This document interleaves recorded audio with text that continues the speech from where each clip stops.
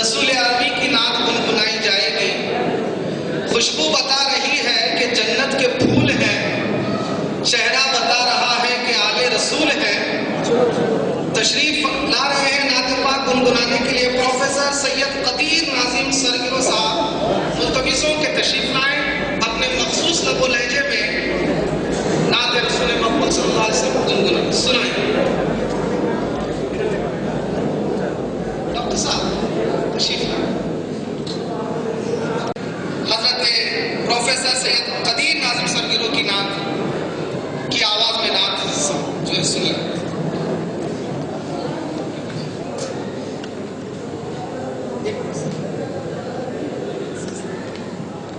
آپ تمام حضرات اپنی اپنی جگہ پر پلیز، یہ ادبی سیمینار ہے۔ حضرات آپ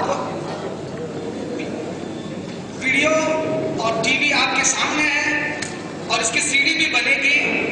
یہی ایک منظر نہیں ہے، بہت سارے مناظر حضرت اپنے دکھائیں گے انشاءاللہ تعالیٰ۔ چونکہ ادبی سیمینار ہے، اسکالرز تشریف فرمائیں، ساری ہندوستان نہیں بلکہ دنیا میں اس کا نام ہونا ہے۔ آپ اپنی اپنی جگہ پر بیٹھیں۔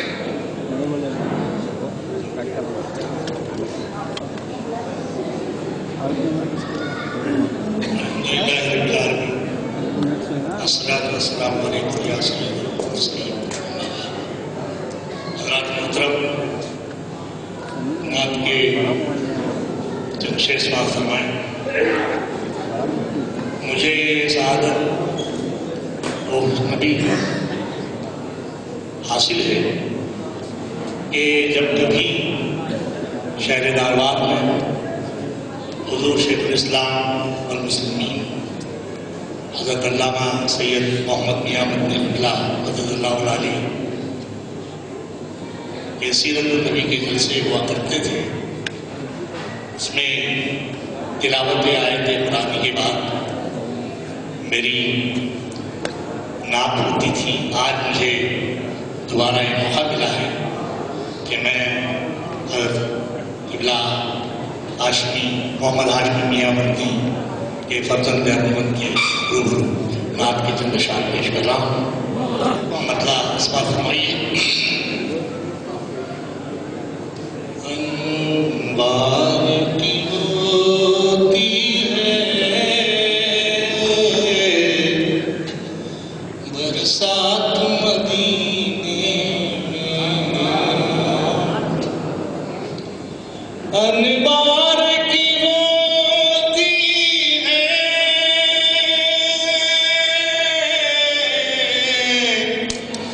برسات مدینے میں،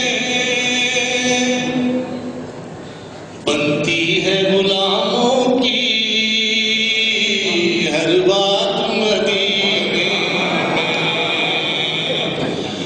بنتی ہے غلاموں کی ہر بات مدینے میں، انوار کی ہوتی ہے برسات مدینے میں۔ حسن مطلع سماعت فرمائیں۔ ہر لمحہ چمکتے ہیں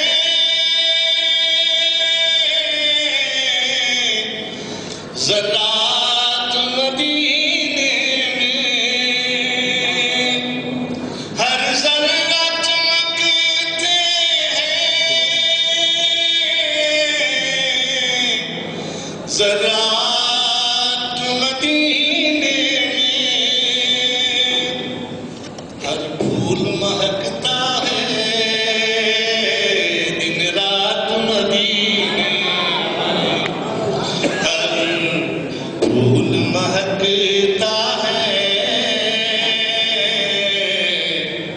دن رات مدینے میں، بنتی ہے غلاموں کی ہر بات مدینے میں۔ خواجہ شریف ہجرت سے مدینے کے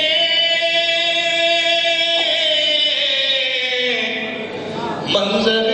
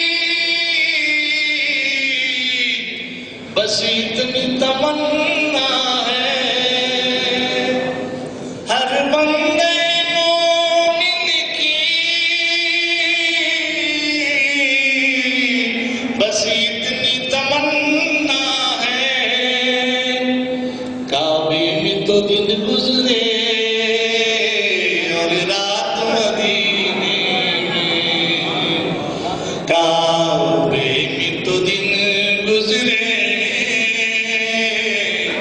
اور رات مدینے میں،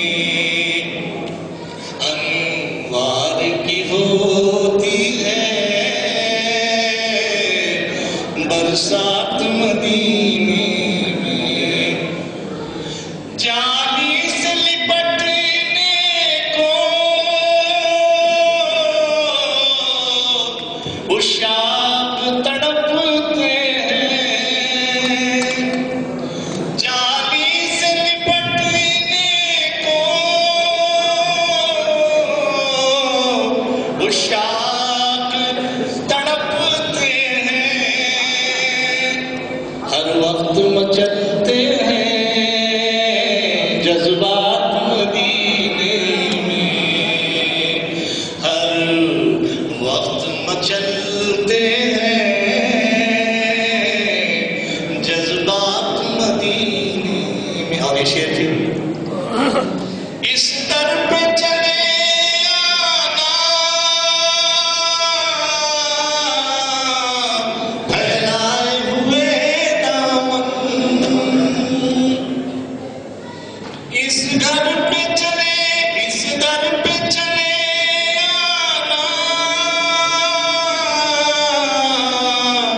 پھیلائے ہوئے دامن، ملتی ہے غلاموں کو خیرات مدینے میں، ملتی ہے غلاموں کو خیرات مدینے میں۔ اور بتاتا ہوں میں عرض کرتا ہوں، ایک رشتے الفت میں سب ایک ہوئے ناظم، ایک رشتے الفت میں سب ایک ہوئے ناظم، انصار و مہاجر کا ہے ساتھ مدینے میں، انصار و مہاجر کا ہے ساتھ مدینے میں، انوار کی ہوتی ہے برسات مدینے میں، کعبے میں تو دن گزرے۔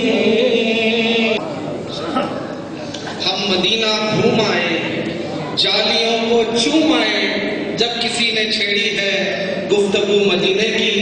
شہزادہ بزرگ غازی ملت حضرت علامہ سید محمد نورانی میاں صاحب قبلہ دامت برکاتہ القدسیہ کی خدمت میں گل پیش کیے جائیں گے۔ اس شعر کے ساتھ میں عالی جناب انجینئر اکبر باغبان اشرفی صاحب سے گزارش کرتا ہوں کہ وہ حضرت کی خدمت میں گل پیش کریں۔ علی کا گھر وہ گھر ہے کہ جس گھر کا ہر بچہ علی کا گھر ہوتا ہے۔ اس سیمینار کو اثر نو جاری کرنے کے لیے میں پروفیسر ڈاکٹر ستار صاحب صاحب سے ملتمس ہوں کہ وہ اپنا مقالہ شروع کریں۔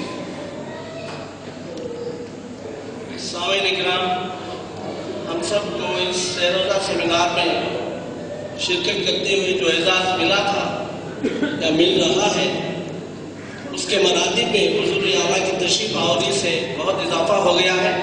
آپ سب خوش قسمت ہیں۔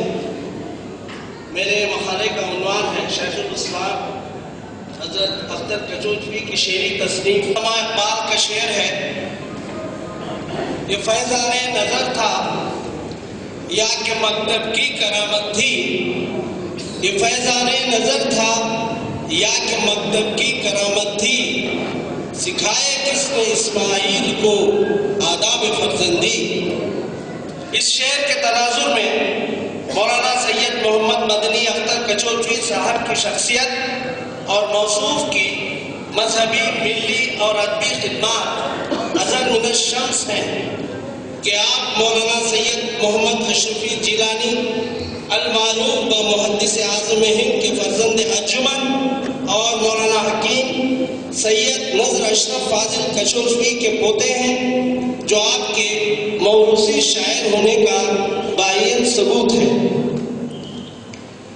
تجلیات سخن اختر صاحب کے کلیات کی حیثیت رکھتا ہے۔ اس سے قبل آپ کے 2 شعری مجموعے باران رحمت اور بارہ دل شائع ہو چکے ہیں۔ چلیے سب سے پہلے تجلیات سخن ترکیب کی وضاحت کرتے ہیں۔ تجلی کے لفظی معنی بہت روشن ہونا ہے اور صوفیہ کی اصطلاح میں شے کے ظہور ثانی کو کہتے ہیں جو کسی خاص انداز سے واقع ہو۔ چونکہ ساری کائنات صوفیہ کے نقطہ نظر سے باری تعالیٰ ہی کئی گوناگون تجلیات سے عبارت ہے، اس لیے وہ وجود حقیقی ہر مخلوق میں ایک نئی شان سے جلوگر ہوتا ہے۔ عشق خداوندی کی بدولت شاعر کی نگاہ اس قدر تیز ہو جاتی ہے کہ وہ تجلیات کے پردوں سے گزر کر معشوق حقیقت تک پہنچ جاتی ہے۔ مولانا کی ذات گرامی کو مد نظر رکھتے ہوئے کیفیت کے اعتبار سے تجلیات سخن کو الہام قرار دیا جا سکتا ہے اور موصوف کو سخن آفرین یعنی شاعر کامل اور سخن سنج یعنی خوش گفتار کہا جا سکتا ہے۔ ارباب رفت و نظر اور قدردان شعر و ادب میں کسی تصنیف کی وقت اور پذیرائی کسی شخصیت کی بزرگی مقام و مرتبت کی رہن منت ضرور ہوتی ہے، مگر اس میں خلوص اسی وقت شامل ہوتا ہے جب وہ ادبی معیار پر کھری اترتی ہو۔ شاید اسی لیے ہمارے ہاں مذہبی اعتقادات یا موضوعات اور مسائل سے متعلق شاعری کو معیاری نہیں سمجھا جاتا، اس لیے بھی کہ خود شاعر اپنے معتقدات میں اس درجہ غرق رہتا ہے کہ ادبی و عروضی پابندیوں کی پاسداری نہیں کر پاتا۔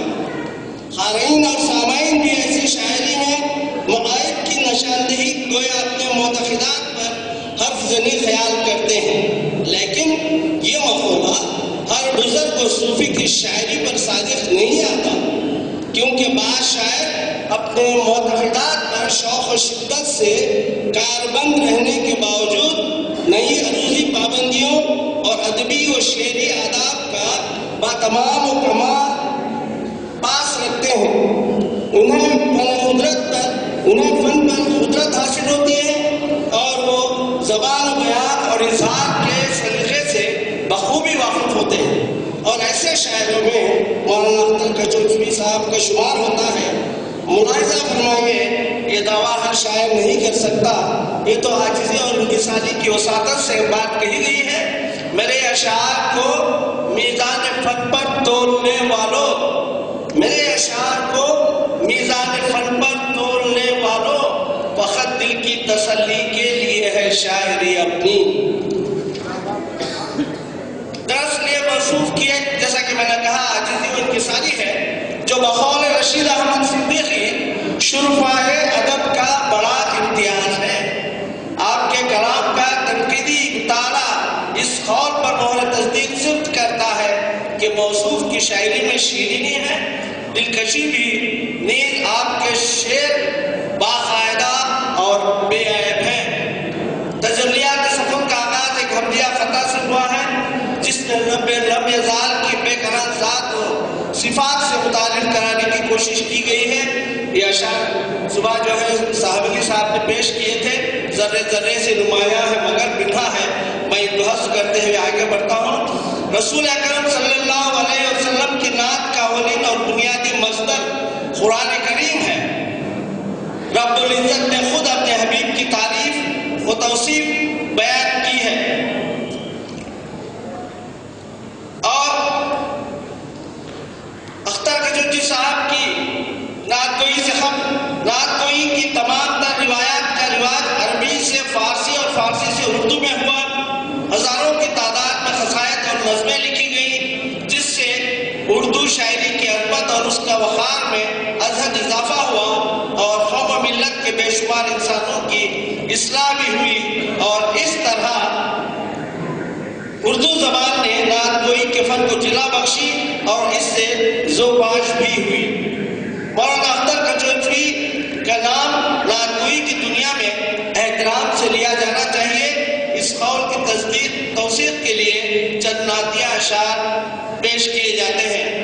خدا کے نور کو اپنی طرح سمجھتے ہیں، خدا کے نور کو اپنی طرح سمجھتے ہیں۔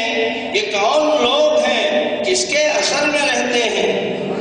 چلو دیار مدینہ جو دیکھنا چاہو، چلو دیار مدینہ جو دیکھنا چاہو، زمین سے عرش مولا کا فاصلہ کیا ہے؟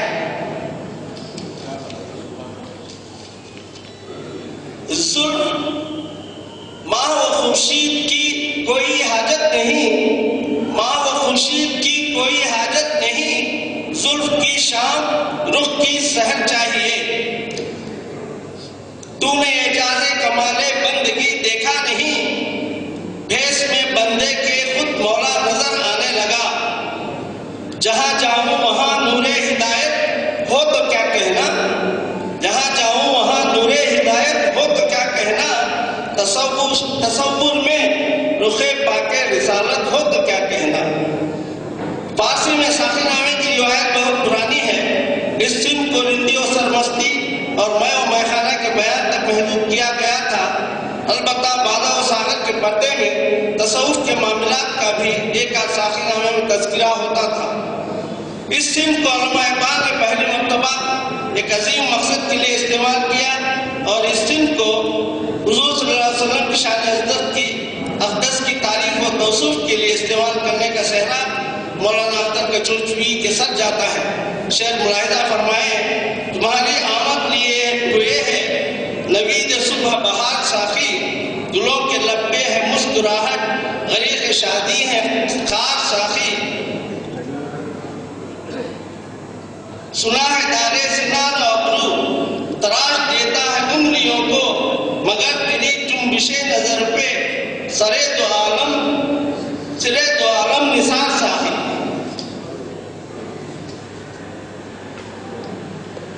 علامہ اقبال کا ایک شعر ہے فارسی، خاک یثرب از دو عالم خوشترس، اے خنک شہرے کہ آجا دل برس۔ کچھ ایسا ہی مفہوم نظرت کے ساتھ اس شعر میں مولانا کی انفرادیت کا بیان ثبوت ہے۔ ملائکہ بھی عقیدت سے دیکھتے ہیں انہیں، ملائکہ بھی عقیدت سے دیکھتے ہیں انہیں، جو خوش نصیب نبی کے نگر میں رہتے ہیں۔ جذبہ عشق میں اخلاص ہو تو اس میں شدت پیدا ہو ہی جاتی ہے۔ اگر دنیاوی عشق فرحات کو کوہکن اور خیز کو مجنوں بنا سکتا ہے تو شاہ امم کی محبت میں امتی کیا کچھ نہیں بن سکتے۔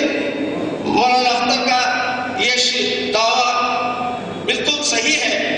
اختر کرم ہے نعت رسول کریم کا، اختر کرم ہے نعت رسول کریم کا، چرچے ہیں ہر دیار میں تیرے کلام کے۔ تجلیات سخن کا ایک بڑا حصہ مولانا کی غزلیات پر مبنی ہے۔ غزل کے اصطلاحی اور روایتی معنوں سے قطع نظر اردو غزل ہر دور میں مختلف رجحانات، تحریکات اور تصورات کی حامل رہی ہے۔ میں معافی چاہتا ہوں۔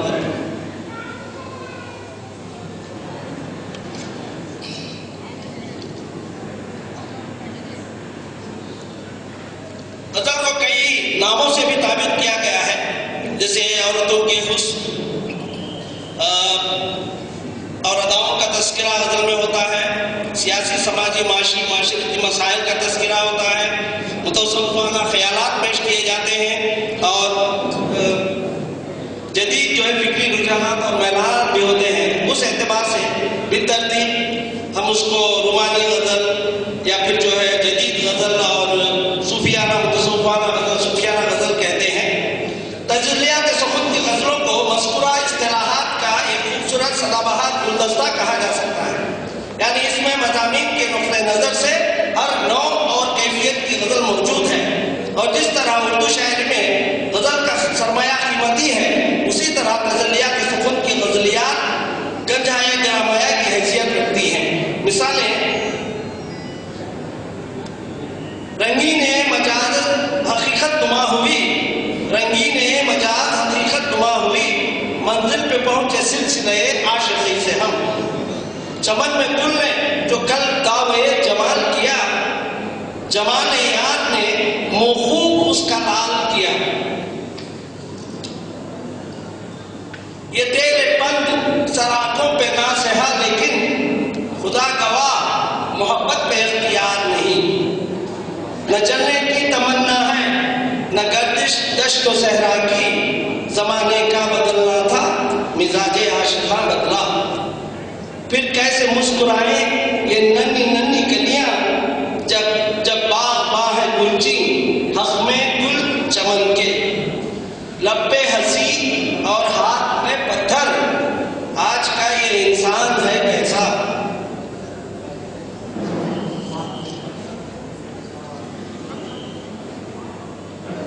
मैं चंद अशार सातवें सफुन के जो है उनसे मुआवजा करते हुए पेश करूंगा, उसके बाद जगह दूंगा।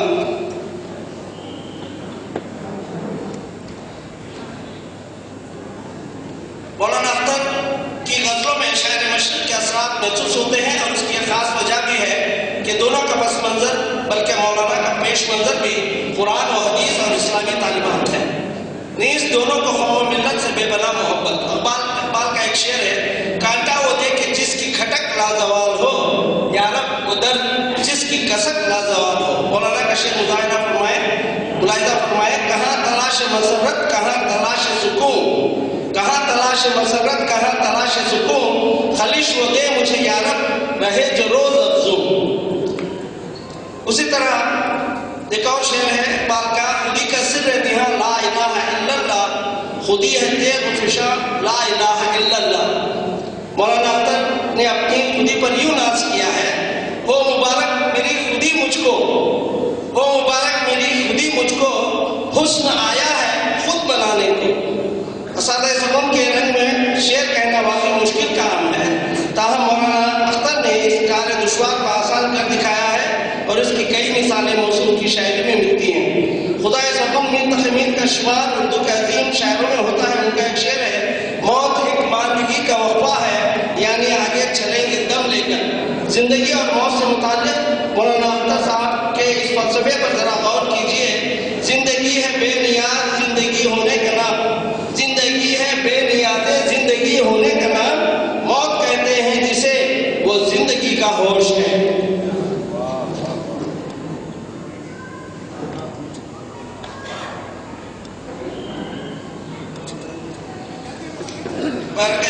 तफसीली मजमून तजलियात सुखन में चंद नज़में भी हैं, जिनमें बहुत अच्छी इज़हार तशक्कुर, विदाए माह रमज़ान और मौज़ूआत की गज़लें, नज़रें व अक़ीदत वगैरह, जिनसे मौलाना की इंफरादियत जो है ज़ाहिर होती है। आखिरी इक़्तिबास है, मौलाना अपनी शायरी में शेर और शेरियत के मामले में हमेशा मुहतात रहे हैं, और कहीं भी अपने मकसद के लिए फन को कुर्बान नहीं किया। मारिफत के मैदान, तसव्वुफ़ की पुरपेच वादियों और मुश्किल मज़ामीन के बावजूद बेसाख्ता अशार और भरपूर तवज़्ज़ुल आपकी शायराना ख़ुसूसियात हैं। मौलाना अख्तर कचौचवी ने मुतअद्दिद असनाफ़ में तबादमाई की है, और हर सिन्फ़ के फ़नी तक़ाज़ों को बहुस्न खूबी पूरा किया है, मगर मौसूफ़ के असल कारनामे नात शरीफ और गज़ल हैं, और शेख़ुल इस्लाम मौलाना अख्तर कचौचवी की शायरी का मजमूई आहंग इस्लामी है। शुक्रिया।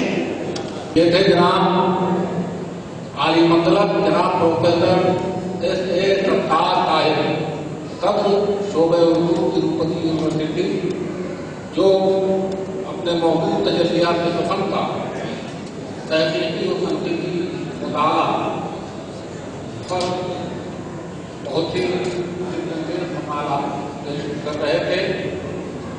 कभी काफी हो जाया करती है, इसलिए कहा है कि वो जुल्फ़ मुसलसल जो तेरे रुख में पड़ी है, कूले शबे हिजरा से की तोहार पड़ी है। इसी का लिहाज कर लिया होगा। अब मैं अगले मज़मून निगार को दावत देने से पहले इस कुल हिंद शेखुल इस्लाम सेमिनार में हजरत सैयद अब्दुल्ला बाशिमाम एकेडमी की जानिब से नबीर हुजूर मुहद्दिस आलम हिंद शहजादा बाकी वल्लभ हजरत अल्लामा अलहाज सैयद मोहम्मद नूरानी अशरफी मद्ददिल्लाहु आली का अकीदत इस्लाम शायद मतलब करता हूँ और बहैसियत सरपरस्त आला शायद मतलब करता हूँ। आप अगर आप तारीफ फरमाएं। अब बिला ताखीर मैं गिरामी मर्तबत जनाब डॉक्टर हामिद अशरफ साहब सदर शोबे उर्दू अदगीर को दावत देने जा रहा हूँ। आप आए माइक पर और अपने मौजू अख्तर किशोरी की नातिया शायरी पर एक नजर पर अपना मकाना पेश फरमाएं।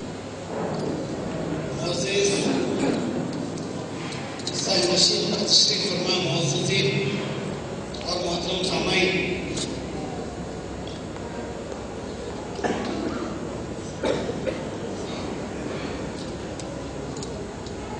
अपने दो शेर सबसे पहले रौनक महफिल मोहतरम सैयद मोहम्मद नूरानी मियां अशरफी की नज़्म करता हूँ, उसके बाद अपने मज़मून की तरफ आता हूँ। रश्के ज़ियाए महर है माहे नूरी हैं आप, रश्के ज़ियाए महर है माहे नूरी हैं आप, किस दिल से ये कहें कि मुनव्वर नहीं हैं आप।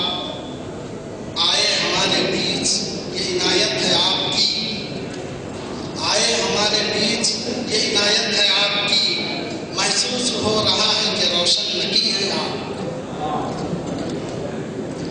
मोहतरम सामाईन, आज के इस इजलास के सदूर मेरे मज़मून का उन्वान है मौलाना अख्तर कचौचवी की नातिया शायरी पर एक नज़र। नातगोई की राह शायरी की तमाम असनाफ़ सुतन की सख्त तरीन राहों में से है।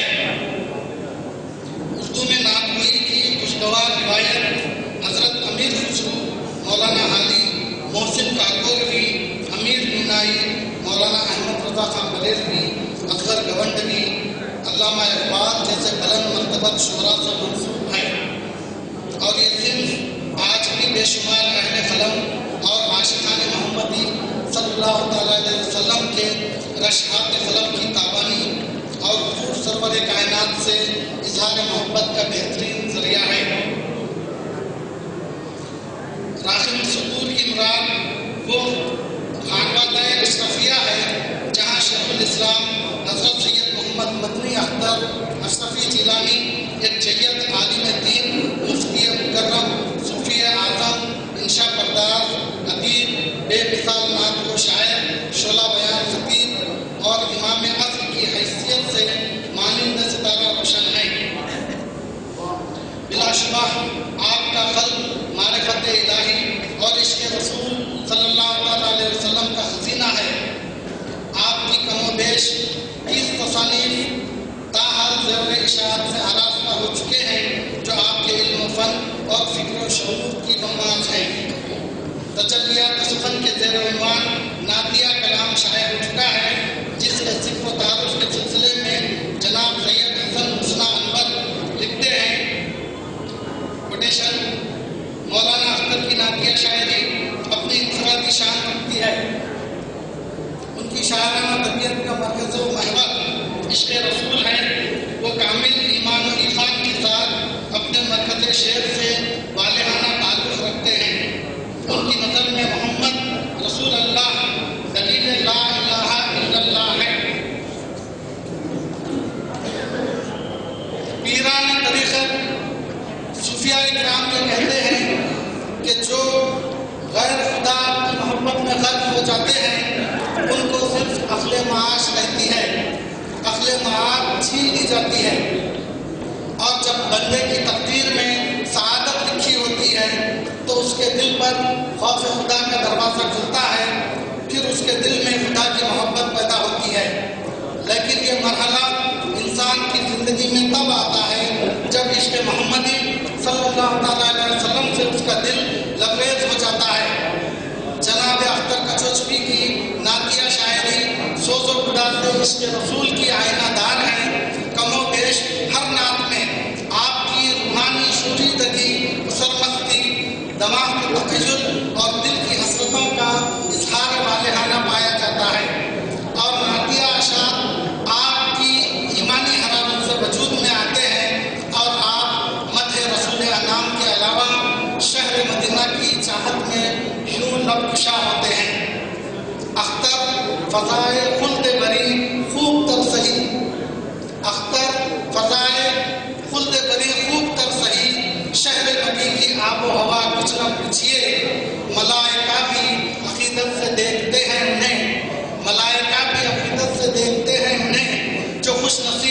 नबी के नगर में रहते हैं।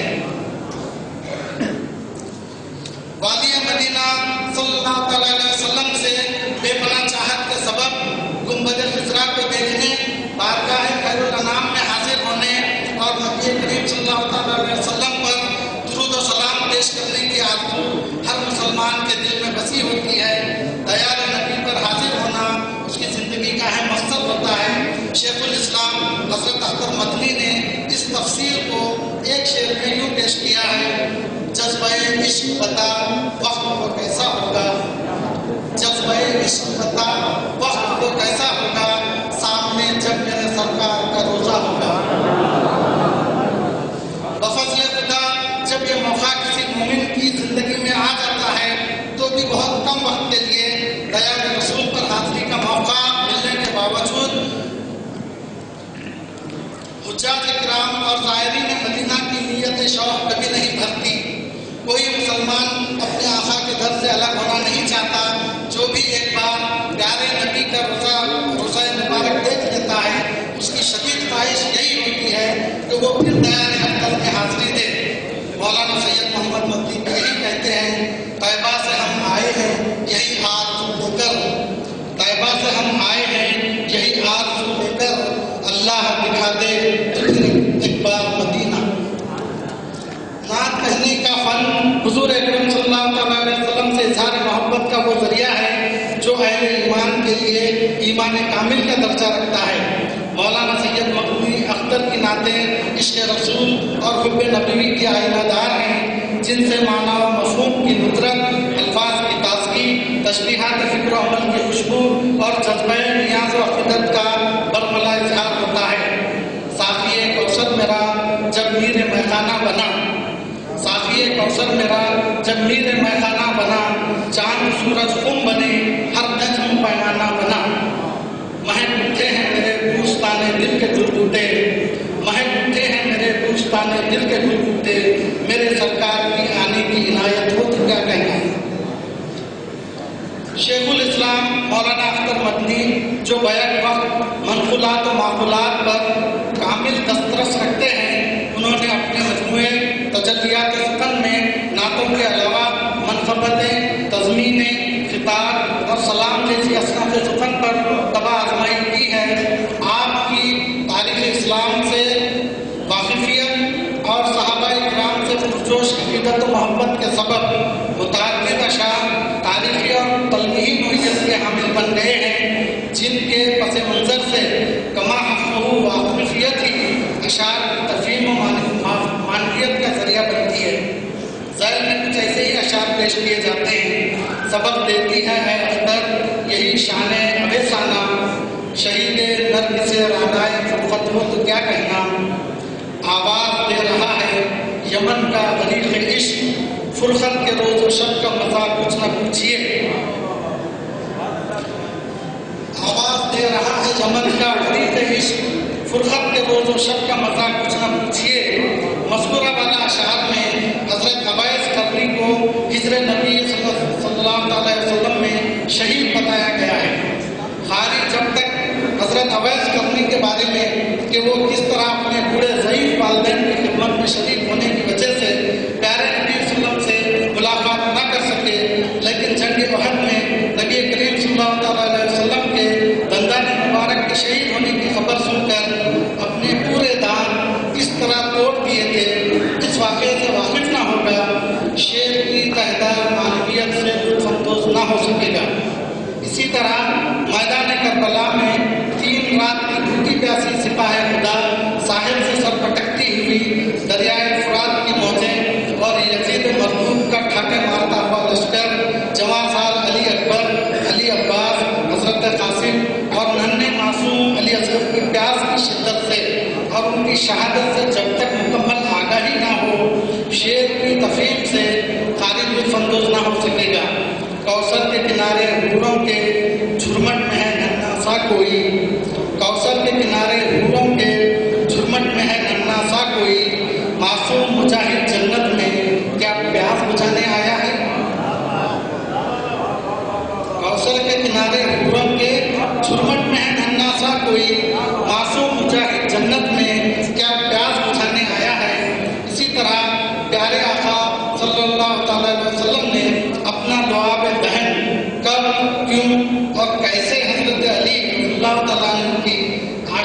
چشم میں لگایا، یہ جاننا بخاری کے لیے ضروری ہے۔ درج ذیل شعر سے حضرت علی کی علمیت اور حاضر و غائب سے ان کی آگاہی بھی سمجھ میں آ جاتی ہے۔ چشم علی میں کیوں نہ ہو یکساں شہود و غائب، چشم علی میں کیوں نہ ہو یکساں شہود و غائب، زیب نگاہ کحل دعا بے دیاں ہوا۔ مولانا نے صرف نعت گوئی کے تحت اپنی کیفیات اور واقعات کے دریا کو کوزے میں بند کر دیا ہے، جن کے مطالعے سے قاری ان تمام واقعات کا ادراک کرنے لگتا ہے جو اساس مذہب و مسلک ہیں۔ راحم الصدور کا خیال ہے کہ عاشقان مصطفیٰ کی لکھی نعتوں کو پڑھنے اور انہیں باریکی سے سمجھنے والا کبھی راسخ العقیدہ ہو نہیں سکتا۔ ذائل میں کچھ ایسے ہی اشعار پیش کیے جاتے ہیں کہ جن کے پیچھے وہ پورا قصہ چھپا ہوا ہے جس کی طرف مولانا اختر مدنی اشارہ کرنا چاہتے ہیں۔ نیز بیشتر اشعار میں صنائع بدائع کے علاوہ صنعت قلبی، صنعت تضاد اور صنعت استعارہ و تشبیہ کا استعمال بھی خوب سے خوب تر ہے۔ دو شعر مذکورہ صنعتوں سے متعلق پیش کرتا ہوں اور اپنی جگہ لکھتا ہوں۔ صرف سدرا تک رفاقت اور پھر گزرے لطیف، صرف سدرا تک رفاقت اور پھر گزرے لطیف، عقل والو ہے ادائے عقل کامل احتیاط۔ جب آئے جلوہ گاہے رب میں موسیٰ، جب آئے جلوہ گاہے رب میں موسیٰ ہو گئے بے خود، تبسم تھا لبوں پر جب وہاں خیر البشر آیا۔ درخشانی یہ اس خورشید کی ہے جس کی آمد پر، درخشانی یہ اس خورشید کی ہے جس کی آمد پر تزلزل آ گیا ہے قیصر و کسریٰ کے ایوان میں۔ صنعت قلبی سے متعلق اشعار تھے۔ صنعت تضاد سے متعلق دو شعر لکھیے۔ فراق محمد میں آنسو بہا کر مجھے آ گیا دائمی مسکرانا، فلک کی رفعتیں ہو جائیں گی زیر قدم اختر، فلک کی رفعتیں ہو جائیں گی زیر قدم اختر، محمد مصطفیٰ کے زیر پا گر تیرا سر آیا۔ صنعت استعارہ سے متعلق دو شعر۔ ساقی کوثر تیرا جب میر میخانہ بنا، چاند سورج خم بنے ہر نظم پیمانہ بنا، درخشانی یہ اس خورشید کی ہے جس کی آمد پر تزلزل آ گیا ہے قیصر و کسریٰ کے ایوان میں۔ صنعت تشبیہ سے متعلق دو شعر لکھیے کہ سبز گنبد میں یوں ہے جلوہ فگن، جیسے ایک شمع ہو، جیسے ایک شمع ہو بقدر فجاج، فلک پر بن کے چمکے مثل خاور سارے پیغمبر، فلک پر بن کے چمکے مثل خاور سارے پیغمبر، محمد مصطفیٰ لیکن بانداز دیگر آیا۔ مختصر یہ کہ مولانا سید اختر مدنی نے اپنی نعتیہ شاعری کو جذبہ عشق و وفا کے ساتھ ساتھ الفاظ اور آہنگ سے سجایا ہے۔ ان کی نعت ہوئی بلا شبہ زبان و بیان پر ان کی قدرت کا برملا اظہار اور کیفیت عشق نبی کی مفتی تصویر ہے۔ شکریہ۔ گرامی مقام doctor Hamid Ashraf Sahab, head of the department of Urdu ادبی، جنہوں نے اختر کشوری کی نعتیہ شاعری پر نظر کے موضوع پر انتہائی اثرافی مقالہ پیش فرمایا۔ میں اپنے آنے والے مقالہ نویس سرکار سے بسط ادب و احترام سے اجتماع کرنا چاہوں گا کہ آپ ازراہ کرم مقررہ وقت کی قرار واقعی علت اور تنظیم کو ملحوظ خاطر رکھتے ہوئے 10 سے 12 منٹ کا وقت لیں اور اسی 10 سے 12 منٹ میں اپنا مقالہ پیش فرمائیں تو آپ کا انتظامیہ کا بڑا احترام اور بڑا کرم ہوگا۔ اب بلا تاخیر میں ذی وقار ڈاکٹر مقبول احمد صاحب مقبول یہ بھی عقیدے ہیں، ان سے بسط ادب و احترام التماس کروں گا کہ آپ مائک پر تشریف لائیں اور اپنے موضوع اختر کشوری کی غزل گوئی پر اپنا مقالہ پیش فرمائیں۔ مولانا کے عاشق مشرفی کتاب معزز صدور اجلاس، معتبر مخالہ نگاران حضرات، مشائخ عظام، عقیدت مندان شیخ الاسلام، السلام علیکم۔ میرے مقالے کا عنوان ہے شیخ الاسلام اختر کچھیچوئی کی غزل گوئی۔ اس کی تلخیص انشاءاللہ 10-12 منٹ میں ختم کروں گا۔ شیخ الاسلام حضرت اختر کے ذخیرہ کلام میں حمد و مناجات، نعت و منقبت اور نظم و غزل جیسی اصناف نظر آتی ہیں۔ مجھے یہاں حضرت اختر کی غزل گوئی پر گفتگو مقصود ہے۔ غزل و کافر سب کا سخن ہے جس کے سر تراز حسن کا ہر کوئی شہید ہے۔ تقریباً ہر اردو شاعر اپنی شاعری کی ابتدا غزل گوئی سے کرتا ہے۔ یہ خیال اغلب ہے کہ حضرت اختر کی شعر گوئی کی ابتدا بھی غزل ہی سے ہوئی ہوگی، کیونکہ آثار و فرائض اسی بات کی طرف اشارہ کرتے ہیں۔ حضرت اختر کی غزلیں پارہ دل کے زیر عنوان ان کے مجموعہ کلام تجلیات سخن میں شامل ہیں۔ یہ غزلیں مقدار کے اعتبار سے کم صحیح لیکن معیار کے لحاظ سے قابل قدر ہیں۔ حضرت اختر کی غزل گوئی کے مطالعے سے یہ معلوم ہوتا ہے کہ ان کی غزلیہ شاعری کا بیشتر حصہ ان کے عنفوان شباب کی یادگار ہے۔ ان اشعار کی روشنی میں آپ مادی حسن اور عشق مجازی کے اثر نظر آتے ہیں۔ یہ ایسے اشعار ہیں جن میں محبوب کے قد و خامت، زلف و رخسار، چشم سرمگی اور عشق تراز حسن کا ذکر والہانہ اور پوری شاعرانہ قوت کے ساتھ کیا گیا ہے، لیکن اس بات کا مکمل خیال رکھا گیا ہے کہ کہیں پھکڑپن اور عامیانہ انداز پیدا نہ ہونے پائے۔ لب و لہجے کی شائستگی اور نفاست ہر شعر سے آیا ہے۔ مثلاً 2 شعر ہیں۔ رشک گلاب نازش بوئے گلے چمن، رشک گلاب نازش بوئے گلے چمن، ایسی مسیح بھی ہے بہت زلف یار میں، یاد ہے صحن چمن میں تیرا سننا ہونا اور پھولوں کا وہ گشت بدلنا ہونا، دیکھ کر خامت صاحبہ کو قیامت بولی اب نہیں میری ضرورت مجھے آواز دو۔ مفیدہ والا اشعار سے واضح ہوتا ہے کہ حضرت اختر کی جمالیات اس نہ صرف تیز ہے بلکہ ان کا احساس جمال نہایت پاکیزہ بھی ہے۔ حضرت اختر شراب محبت سے سرشار بلکہ خطیر عشق نظر آتے ہیں۔ ان کی شاعری کا مرکز و محور عشق ہے۔ فارسی کے ایک شاعر ابو الحسن ورثی نے کیا خوب کہا ہے، سحر پہ عشق نے کو در درا حرف نمی بینی، سحر پہ عشق نے کو در درا حرف نمی بینی، اگر با چشم دل خوانی کتاب زندگانی را، یعنی حرف عشق سے بہتر تجھے اس میں کوئی اور حق نہیں ملے گا اگر تو دل کی کتاب، دل کی آنکھوں سے کتاب زندگی کو پڑھے۔ محبوب الہی حضرت نظام الدین اولیاء رحمۃ اللہ علیہ سے ایک خواب منسوب ہے۔ انہوں نے فرمایا اپنا مرشد اسے بناؤ جو علم، عقل اور عشق پر مرکب ہو۔ حضرت محبوب الہی کے اس قول سے بھی عشق کی عظمت و اہمیت کا اندازہ ہوتا ہے۔ عشق و محبت حضرت اختر کی سرشت میں داخل ہے۔ اپنی اس فطرت و سرشت کی طرف اشارہ کرتے ہوئے کہتے ہیں، نا سیاہ مت چھیڑ اختر کو بس اپنی راہ لے، نا سیاہ مت چھیڑ اختر کو بس اپنی راہ لے، نشہ عشق و محبت اس کے آب و گل میں، نا سیاہ مت چھیڑ اختر کو بس اپنی راہ لے، نشہ عشق و محبت اس کے آب و گل میں۔ حسن کی تابانی اور عشق کی رنگینی حضرت اختر کی غزلیہ شاعری میں جگہ جگہ چھلکتی ہے، لیکن ابتذال اور صوفیانہ تو کہیں نہیں۔ لہجے کی شائستگی، بیان کی نفاست اور خیال کی طہارت ان کی غزل کی اہم خصوصیات ہیں۔ حضرت اختر کا رنگ تغزل انہیں جگر مراد آبادی، اصغر گوڈگی، حضرت بغانی اور سیمات اکبر آبادی کے قریب کر دیتا ہے۔ اکثر مقامات پر ان کا رنگ تغزل داغ اور امید